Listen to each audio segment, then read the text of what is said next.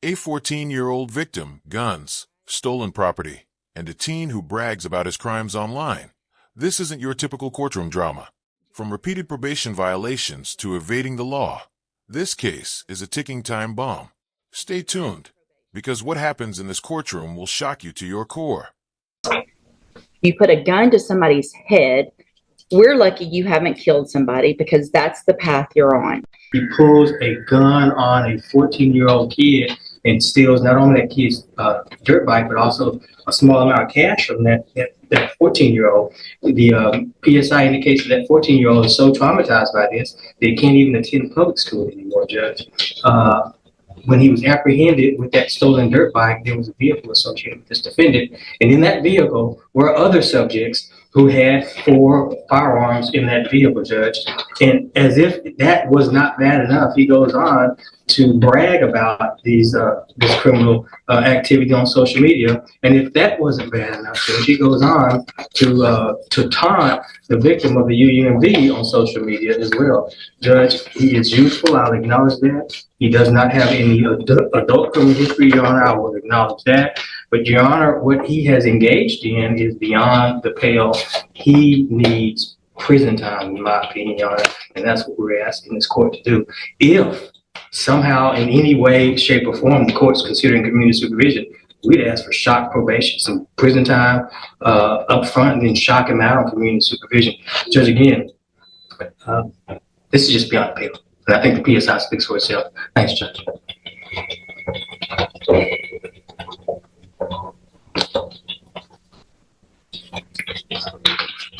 All right, buckle up, because this is one intense case.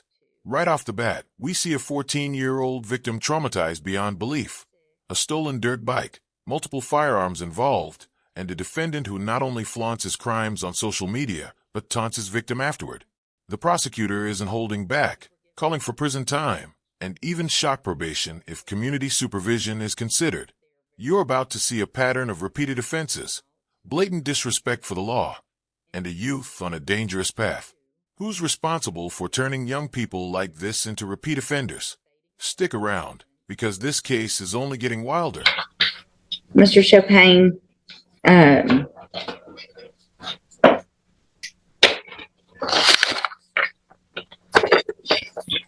these cases for me with kids your age are so hard. And I have for a very long time tried very hard to give chances. But all of the guns and the riding around and so January 2019, you're put on January of 2019, you are put on probation, juvenile probation.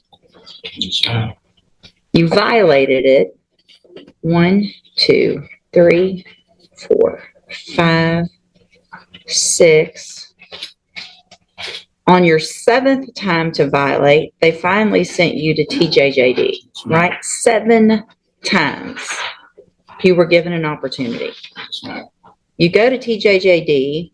Obviously, you're not there very long because you get out, and then in December of 2022, you commit an unlawful carrying a weapon, evading arrest or detention, and you're again put on probation. You're given another opportunity in January of 2023. So in this year, you were put on probation for a gun case and an evading case. While you're on that probation, after you've been to TJJD, you commit these 3 offenses while you're on probation.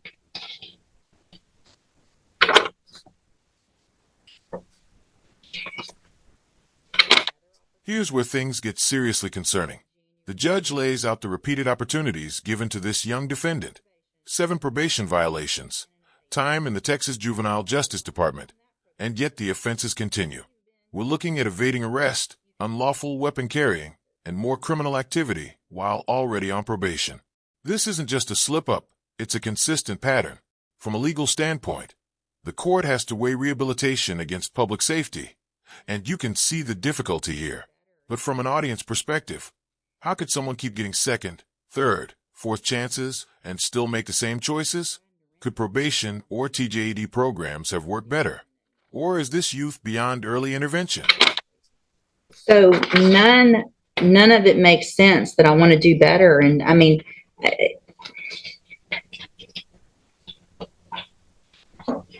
all this riding around with guns and masks and stealing, and it's just crazy. It's just crazy. Go have a seat in the jury box. I gotta think about this one some more for a minute. So what I've done, in addition to obviously just thinking about it and looking at all of this a little bit more, is ask and get any incident reports that you've had since you've been in custody. And Mr. Chopin, I appreciate Mr. Lewis and what he's done and the arguments he's made for you. And like I said before, it really kills me to what I feel like I have to do to you young people. But we are in Jefferson County tired of young people running around here with guns. You put a gun to somebody's head. We're lucky you haven't killed somebody, because that's the path you're on. You've had opportunities at probation, and unfortunately, those haven't worked. You've actually already had 2. You were sent to TJJD, you got out, you still committed offenses, and then you got probation again, and then you're here. So all this talk of I want to do right and I'm going to do better is just a bunch of baloney. The way you can't follow the rules in jail shows me. Now pay attention. This is the moment where the emotional and legal stakes collide. The judge emphasizes the sheer recklessness. Guns, masks, stolen property, and repeated violations. Every word highlights the danger, not just to the community, but to the defendant himself. The courtroom tension is palpable. You can feel the frustration behind each snort and pause. Legally, this sets up a strong case for incarceration, but emotionally, it's heartbreaking, especially knowing the defendant is still a teenager. Viewers, here's a question for you. When does a court decide that rehabilitation has failed and public safety must come first? This is exactly that moment. Same pattern. You can't follow the rules. So at this time, in cause number 23 DCCR 0993, I'm going to find sufficient evidence to find you guilty, and at this time find you guilty of unauthorized use of a vehicle. I'm going to sentence you to a term of 2 years in the state jail prison. You will receive credit on that sentence for any time that you've been in custody that the law gives you the right to receive. In cause number, and these were all just open. So in cause number 23, DCCR 0991, I'm going to find sufficient evidence to find you guilty, and at this time find you guilty of evading arrest or detention with the use of a vehicle. I'm going to sentence you to a term of 10 years in the institutional division of the Texas Department of Corrections. You will receive credit on that sentence for any time that you've been in custody that the law gives you the right to receive.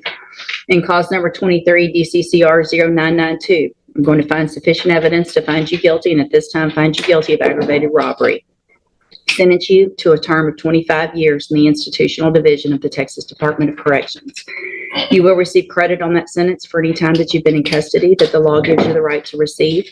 I am making an affirmative finding of a deadly weapon.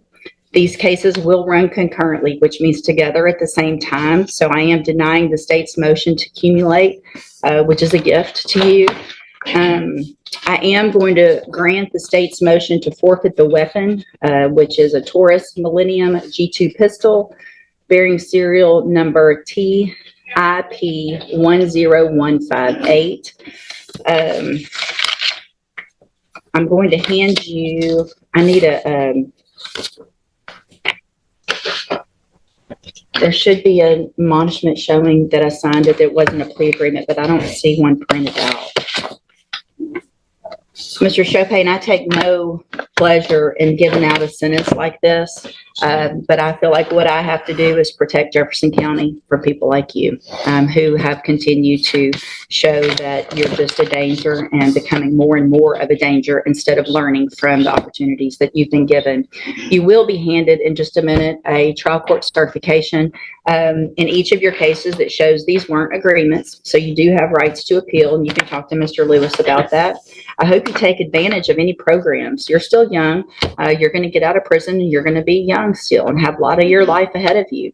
I hope what you do while you're in prison is do what you're saying you really want to do, is get your life together. There's programs you can get out. You can have education when you get out. They offer that, and hopefully be a productive member of society instead of going down the wrong path that you've been going. All right, good luck to you. You can go back with the bailiff. We'll get those forms printed out. Do you agree with this decision? And here's the verdict. The court finds the defendant guilty on multiple charges: unauthorized use of a vehicle, evading arrest, and aggravated robbery, with sentences ranging from 2 years in state jail to 25 years in the Texas Department of Corrections.